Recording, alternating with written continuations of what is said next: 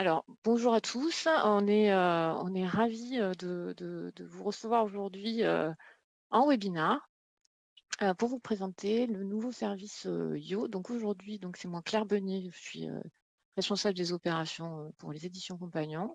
Et nous allons assurer cette démonstration à deux voix pour une fois avec Claude Fabier. Claude Fabier, que vous connaissez tous bien, qui s'occupe de tout l'accompagnement et le consulting pour tous nos partenaires. Alors aujourd'hui, l'enjeu que nous avons aujourd'hui, c'est de vous présenter le nouveau service YO qui se dote d'une nouvelle interface, une interface SaaS. Le service YO a pour vocation de vous aider à concevoir, déployer, monitorer des connecteurs. Vous avez tous aujourd'hui de fortes compétences au sein de vos équipes pour créer des connecteurs et c'est une partie importante de la valeur du métier d'intégrateur. Les environnements de nos clients sont de plus en plus complexes, ils sont hybrides, ils peuvent évoluer rapidement. On a aujourd'hui des applications qui sont on-prem, des clouds privés, des clouds publics, des applications qui sont des applications SaaS. Et chaque technologie porte ses propres enjeux, ses propres langages, ses spécificités technologiques, et elles évoluent selon un rythme qui peut parfois être très rapide.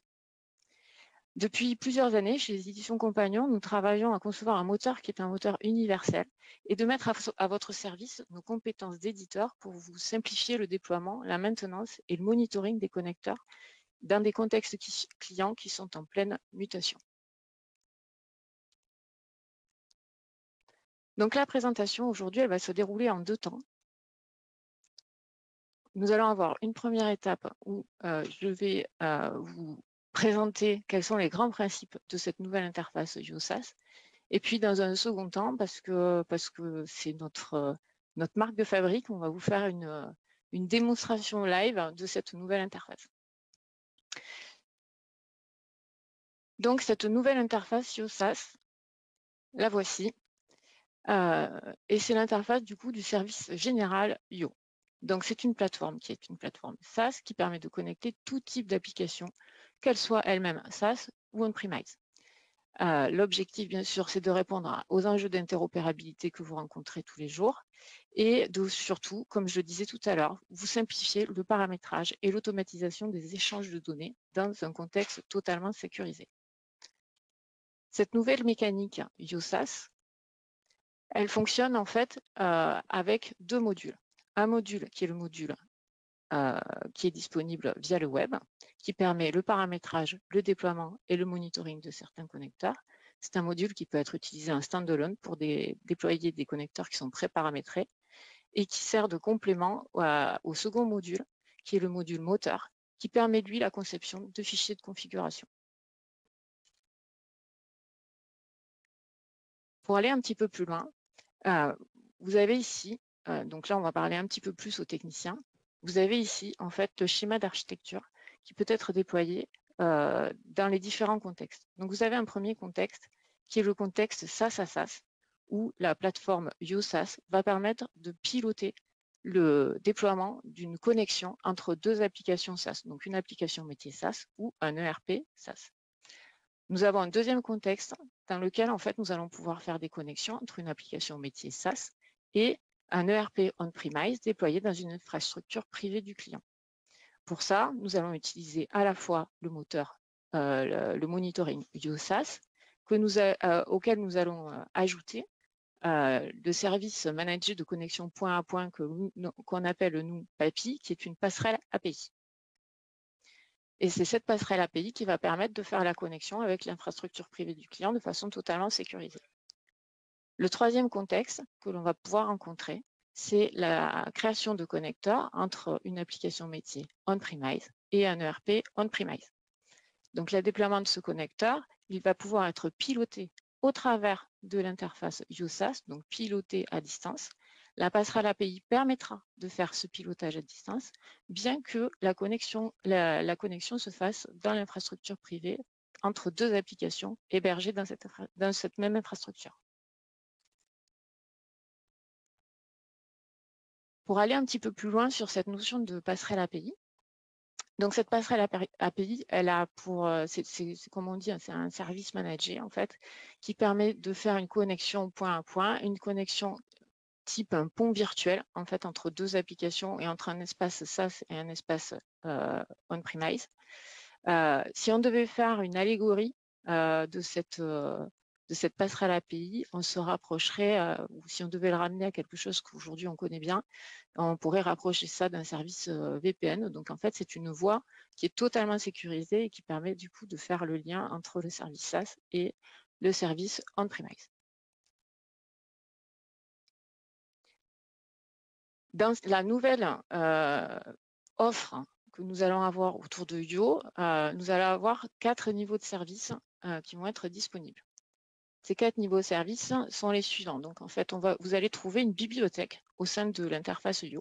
Et dans cette bibliothèque, vous allez avoir des connecteurs qu'on appelle des connecteurs plug and play. Donc ça va être des connecteurs pour lesquels très peu de paramétrage va être nécessaire, si ce n'est de définir le point d'origine et le point d'arrivée.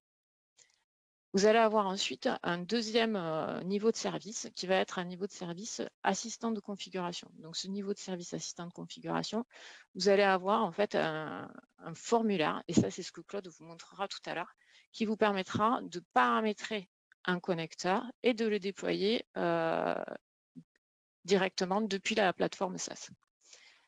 Ces deux niveaux de service-là vont s'enrichir et être alimentés à partir là de février 2021 et tout au long de l'année 2021. L'intérêt de ces deux niveaux de service-là, c'est que à partir de ces connecteurs plug and play ou de ces assistants de configuration, il est possible pour un consultant de déployer en solo un connecteur. Ensuite, nous avons un troisième et un quatrième niveau de service qui sont là plutôt pour les connecteurs qui vont être plus complexes et pour lesquels il sera nécessaire de créer un fichier de configuration spécifique. Et là, on va travailler avec le moteur Yo. Toujours, ce fichier de configuration pourra être déployé et monitoré au travers de l'interface SaaS. Donc, vous pouvez soit avoir une montée en compétence de vos équipes de développement pour prendre en main ce moteur Yo et ses déploiements, soit, comme on le fait aujourd'hui toujours, vous déléguez cette prestation-là à l'équipe des éditions compagnons.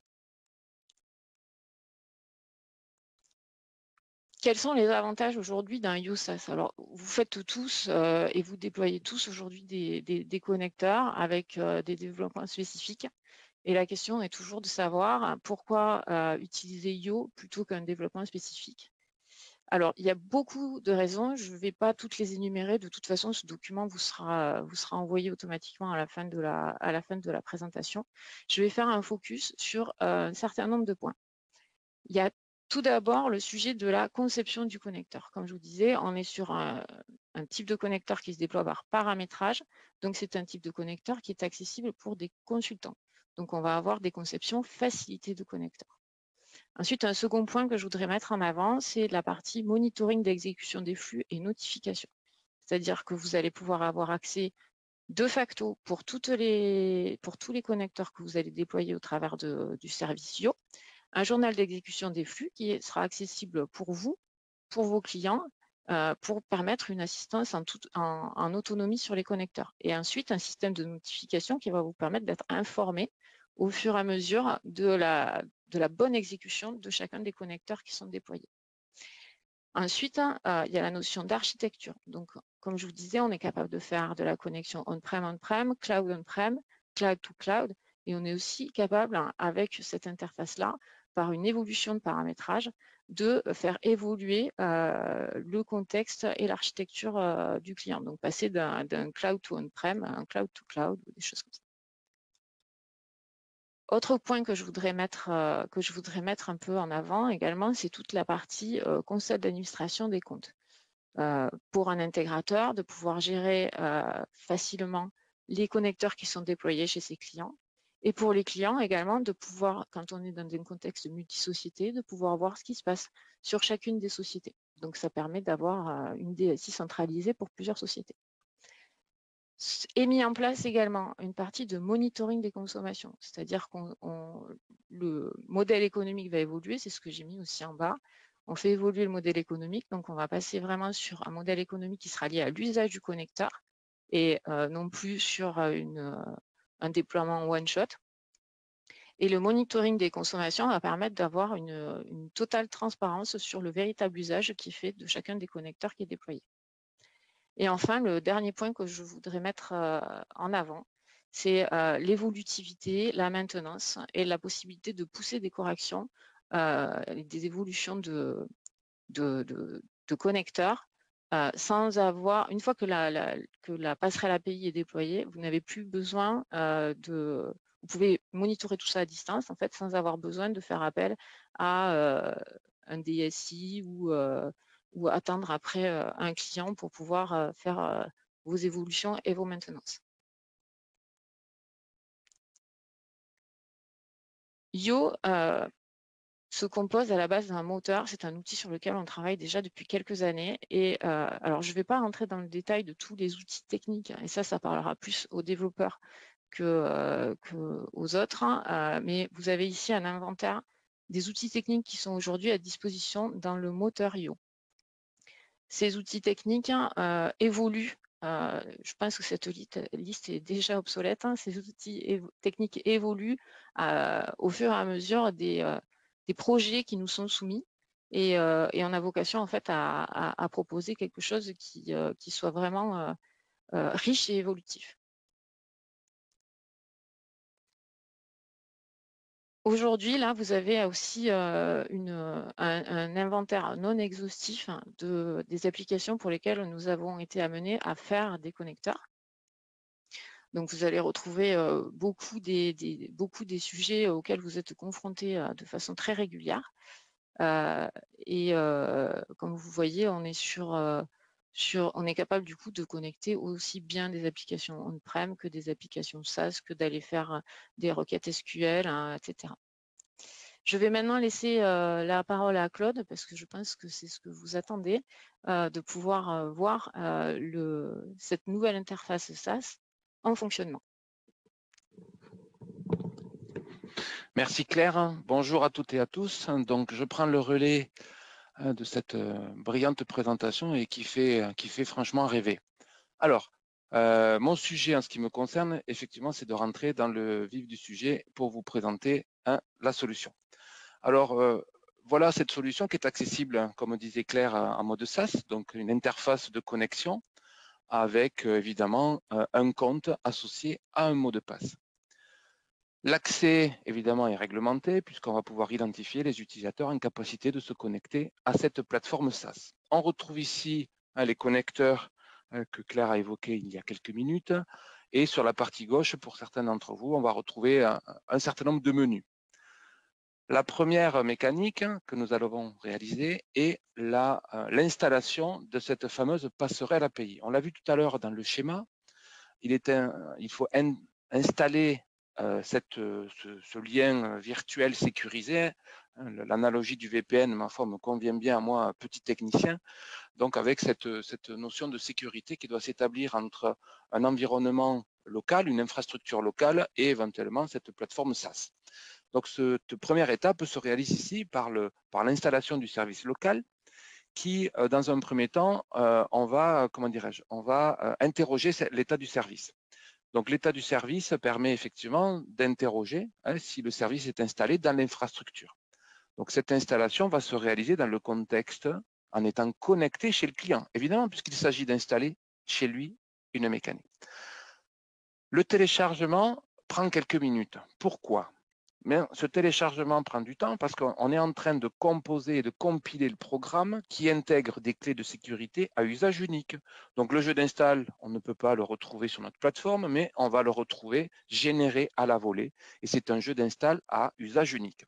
Alors pour ceux qui seraient un peu inquiets par rapport à cette utilisation de service local, d'accord, vous avez un certain nombre de questions qui ont été regroupées sur l'écran pendant que le traitement s'effectue de composition. Donc, on a la FAQ.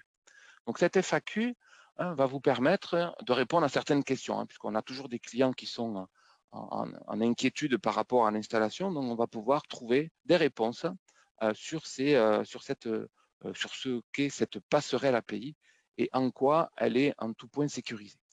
Donc là, hein, on retrouvera des termes ou des terminologies qui parlent plus à vous qu'à moi, certainement, hein, par rapport aux informations d'authentification. Est-ce que le pare-feu doit être configuré? Est-ce que je peux installer ça dans une DMZ? Donc, des termes et des réponses, évidemment, du moins des questions et des réponses qui sont gérées directement dans la plateforme. Pendant que je parlais, notre service local, enfin du moins l'installation a été générée et nous voilà donc à installer dans l'environnement, dans l'infrastructure du client, cette passerelle API. Allez, allons-y. Donc là, que se passe-t-il? Il y a tout le process d'installation, ma foi, d'une application et vous allez voir qu'il nécessite une compétence haute et fortement qualifiée, ce que je suis d'ailleurs. Alors, pendant l'installation de ce composant, hein, qui va prendre la forme d'un service, un service Windows, qui va établir un lien avec la plateforme YoSAS. Comme l'évoquait Claire tout à l'heure, dès lors que ce lien sera établi, il sera possible, quand bien même les évolutions se passent, de mettre à jour cette infrastructure locale par le biais de la passerelle, par le biais de la plateforme pardon, YoSAS, qui mettra à jour directement dans le contexte du client les modifications. Donc pas besoin de se connecter, pas besoin de TeamViewer ou d'autres choses pour accéder au serveur du client. On pourra tout à fait manager cette interface, du moins cette mise à jour, depuis l'interface Yo.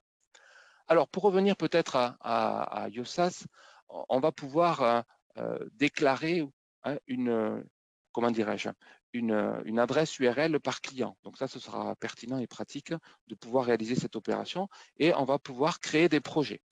Alors l'exemple que je vous propose, effectivement, c'est de faire quelque chose de relativement simple. L'objectif étant de vous montrer plutôt les étapes de la configuration plutôt que d'une réalisation complète. Ça va être effectivement de prendre un fichier dans un dossier, d'accord, de le renommer et de les déplacer sur un serveur FTP. Bon, jusque-là, FileZilla ferait tout à fait l'affaire. Non, moi, ce que je veux vous montrer, effectivement, c'est qu'on va pouvoir manager, on va pouvoir suivre et on va pouvoir opérer sur cette plateforme YoSAS pour créer les différentes étapes du projet. Donc, voilà pourquoi on va trouver ici le menu projet que nous allons pouvoir initier. Donc, je vais créer un nouveau projet. Alors, ce nouveau projet est en lien, effectivement, avec les applications auxquelles on va pouvoir se connecter. Donc, qu'elles soient aussi bien en mode SaaS qu'en mode on-prem, on va pouvoir accéder et le client finalement lui ouvre. Donc là, il s'agit d'un projet Kyriba. Donc ce projet Kyriba, ma foi, qui est relativement simple, hein, comme je vous le dis, hein, du moins pour la démo, et qui va prendre un fichier dans un espace, sur un disque, et qui va le déposer sur un site FTP en le renommant. Alors ça y est, notre module s'est maintenant installé, donc ça a pris quelques secondes, et il est maintenant installé. Ce service, regardez, quand je vais l'interroger ici, vous vous rappelez tout à l'heure, quand j'ai interrogé l'état du service, la plateforme SaaS, YoSAS, m'a dit, il n'est pas installé, on peut le télécharger. Et là, pour le coup, il me dit qu'il est bien installé à tel jour, à telle heure. On va pouvoir le pinguer pour établir, effectivement, voir comment se passe la communication et quels sont les délais qui sont occupés par cette passerelle API. On voit que c'est tout à fait minime et anecdotique. Voilà, le service est installé. Sur mon disque, du moins dans l'infra du client, un service est en route, d'accord, qui va lui être mis à jour par le biais du projet que nous allons créer. Projet qui, je le répète, est simple et fait l'objet effectivement en lien avec un projet Kyriba. Donc je vais ici effectivement mon projet Kyriba, donc on nomme le projet bien évidemment. Voilà, on va faire du mode out, on va du client vers Kyriba. On va définir ici un certain nombre de ressources qui sont nécessaires, évidemment, pour exécuter l'opération. Première de ces ressources, c'est un site FTP. Et ensuite, je vais définir le dossier qui va réceptionner les fichiers sur mon site FTP. C'est bien ça l'idée. On va gérer l'ensemble des motifs, donc étoile pour étoile, pour définir les fichiers qui vont être traités. Le dossier de traitement, d'accord, en gros, à partir d'où je vais prendre les fichiers, le dossier cible. Je vais accéder ici, et quand j'accède à ce dossier, j'accède aux ressources locales, d'accord, du serveur. Donc, si on est en mode, si on est connecté à l'extérieur du réseau de l'entreprise, on pourra aussi naviguer dans les dossiers du client. L'étape suivante me permet effectivement d'organiser les opérations, d'accord, donc différentes opérations à partir d'un projet. Donc ces opérations, effectivement, et vous voyez, on a un assistant qui nous accompagne, parce qu'on n'est pas très dégourdi, et on nous accompagne pour faire ce traitement. Donc là, je choisis effectivement l'opération qui va consister à récupérer le fichier. Je choisis le dossier qui est concerné, d'accord, pour être ici récupéré. Voilà, je le sélectionne et les motifs des fichiers. Et vous remarquerez ici la formule de renommage du fichier. Alors, dans cette formule de renommage du fichier, donc on a un certain nombre d'opérations et surtout on a un certain nombre de variables. Variables qui sont accessibles, regardez ici, via le clic droit.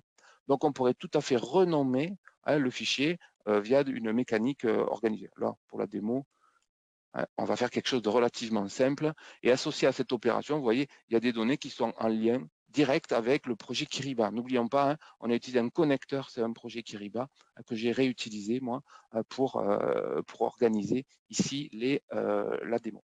Allez, j'enregistre cette opération que je pourrais compléter avec d'autres. L'idée étant maintenant de faire quoi? Ce paramétrage s'effectue où? C'est effectué en mode SaaS. Il convient donc de le descendre dans l'infrastructure du client et donc il va être déployé. Là, il est déployé dans l'infrastructure locale du client via la passerelle API. OK? Donc, allons voir maintenant ce qu'il en est au niveau de notre dossier. Donc, j'ai un dossier ici dans lequel je vais déposer un fichier, d'accord? Donc, je vais prendre ici données bancaires, vous voyez, je vais copier le fichier. Et ce fichier, mais finalement, je vais exécuter à la mano le projet. Le projet va s'exécuter et effectivement, qu'est-ce qui va se passer? Le fichier va être pris en charge par le projet en l'occurrence et va être déposé. Donc, il a disparu, il va être récupéré par le projet et va maintenant être accessible, on le voit ici, dans notre fichier, dans notre FileZilla en l'occurrence, de notre site FTP, pardon. Donc, on a bien pris un fichier dans un endroit et on l'a transféré dans un autre, tout simplement avec une mécanique très simple. Alors, on pourrait, j'allais dire, corser l'opération, donc sans vraiment corser, mais l'idée, c'est de planifier cette opération. Cette planification va s'opérer effectivement dans un contexte où je vais définir la périodicité et qu'est-ce que je veux faire.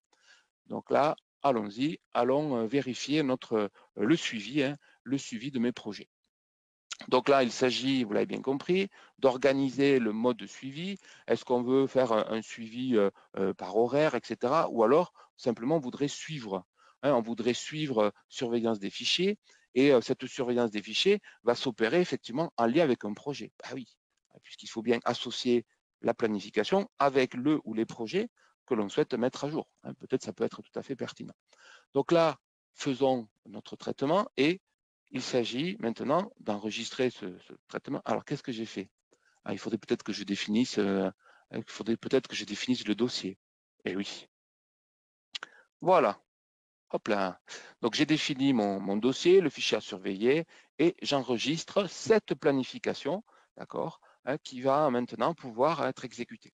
Alors, dans le cas, il s'agit maintenant de redéposer le fichier, d'accord? Ce fichier il arrive par une application. Donc, il y a une petite mise en cache dans un premier temps qui, quelques secondes plus tard, va être pris et va être déployé sur notre site FTP. D'accord? Alors, qu'est-ce que j'ai oublié de faire? Là, en l'occurrence, il ne disparaît pas, notre fichier. Ça y est, a disparu. Donc, le fichier a disparu puisque la planification a été mise en service. Regardons sur notre site FTP, gagné. Notre site FTP voit maintenant arriver le fichier. Alors, en lien avec toute cette planification, qu'est-ce qu'on pourrait espérer? Finalement, on souhaiterait récupérer, pourquoi pas, récupérer un certain nombre d'informations, au premier rang desquelles, en lien avec ici les paramètres de notification, on pourrait demander à être informé ou notifié de toutes les opérations qui se sont réalisées, mal réalisées, d'accord, ou pas réalisées du tout. Donc, dans le cas d'un projet. Et là, en l'occurrence, vous l'avez peut-être pas entendu puisque ça a sonné dans mon casque, pardon. Eh bien, je viens de recevoir je viens de recevoir ici une petite notification qui me dit « OK, réussite de l'exécution du projet IO ». Parce que j'avais mis en œuvre tous les process de notification et j'avais souhaité être informé dès lors qu'une opération était réalisée correctement.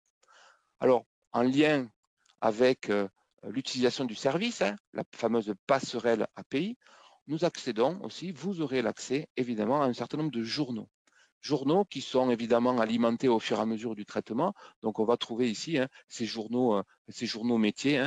Alors, on parle un peu l'anglish, c'est nous, mais enfin, en tout cas, on voit que ça s'est réalisé. On a bien des traitements qui se sont exécutés, d'accord, en lien avec un projet et éventuellement une ou plusieurs planifications. Donc, cette traçabilité qui permet effectivement de suivre l'activité finalement depuis son canapé.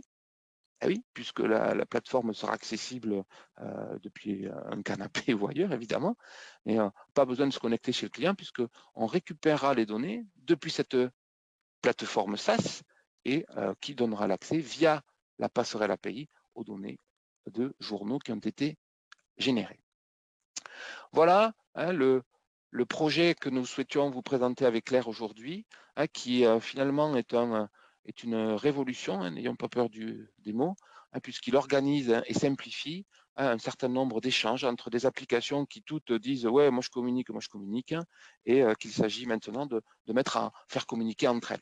Donc, ce module YoSaaS permettra de faire communiquer les applications, dans un premier temps avec des modules qui sont des connecteurs qui sont déjà pré-paramétrés. Donc, typiquement, celui que je viens de montrer avec Kiriba, d'accord, puisque c'est un module qu'on a réalisé. L'idée, évidemment, étant de faire monter le nombre de ces connecteurs pour qu'un consultant puisse mettre en œuvre un échange de données, une transformation d'une donnée et qui permettra effectivement de renseigner et de donner de la visibilité, de la simplicité. Alors, je voudrais maintenant remettre Claire sur le PowerPoint et je vais vous le souhaiter une belle journée à tous. Nous sommes là pour répondre à vos questions. N'hésitez pas à utiliser la zone de chat, d'accord, pour nous communiquer avec nous et si vous le souhaitez, bien évidemment, nous poser des questions. Nous vous répondrons dans les jours qui viennent. Merci à toutes, merci à tous, à très vite.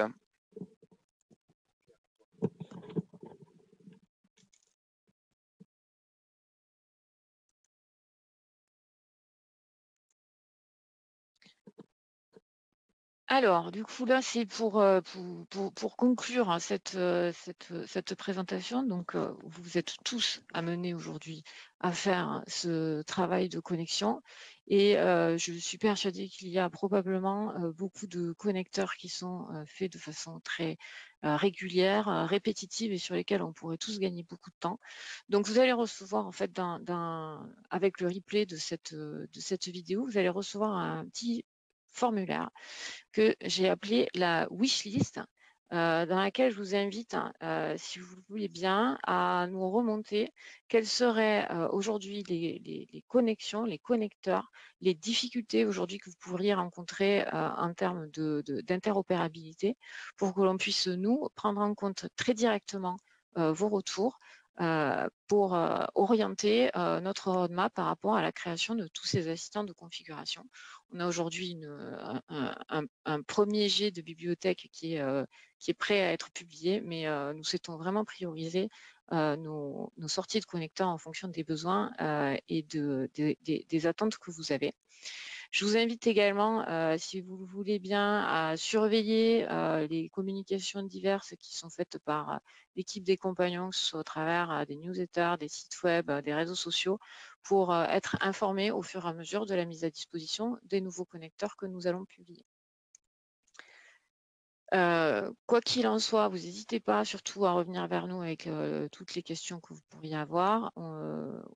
Nous avons des équipes techniques, des développeurs, des consultants qui sont là pour vous accompagner et répondre aux différents enjeux que vous pouvez rencontrer.